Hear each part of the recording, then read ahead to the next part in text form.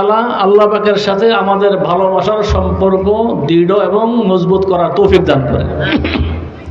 এটা বড় নেয়ামত, এটি ঈমান। আল্লাহ পাকের সাথে যার যত ভালোবাসা হবে, আল্লাহর প্রিয় নবী মুহাম্মদুর রাসূলুল্লাহ সাল্লাল্লাহু আলাইহি ওয়াসাল্লামের সাথে যার বরং বেশি ভালোবাসা হবে, তার ঈমান সবচেয়ে বড় উন্নত মানের হবে। তো আল্লাহ পাকের ভালোবাসা এইটাই স্থায়ী ভালোবাসা। অন্য ভালোবাসা আছে, ভাই ভাইকে ভালোবাসে, স্বামী স্ত্রীকে ভালোবাসি, স্ত্রী স্বামীকে ভালোবাসি, হ্যাঁ, এক বন্ধু আরেক বন্ধুকে ভালোবাসি, আমি আমার সম্পদকে ভালোবাসি, এটাও ভালোবাসা। তো এই ভালোবাসাটা অস্থায়ী। স্থায়ী ভালোবাসা হবে একমাত্র কার সাথে? আল্লাহ। মহব্বতের সম্পর্ক রাখতে হবে আল্লাহ পাকের সাথে। আল্লাহ বাকি, আল্লাহ পাকের সাথে যে সম্পর্ক এটাও হবে বাকি।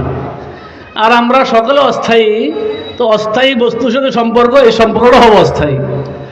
এজন্য আরেক বলেন, আল্লাহওয়ালা বলেন, এসকো বা মুরদানা বা সাদ পায়দার, এসকো বা হাইয়ু বা কাইয়ু মাদার, এসকো বা মুরদেগা পায়েন্দানিস, যাকে মুর্দা সুয়ে মা আয়েন্দানিস। তোমার মহব্বতের সম্পর্ক, প্রেমের সম্পর্ক কার সাথে রাখবা?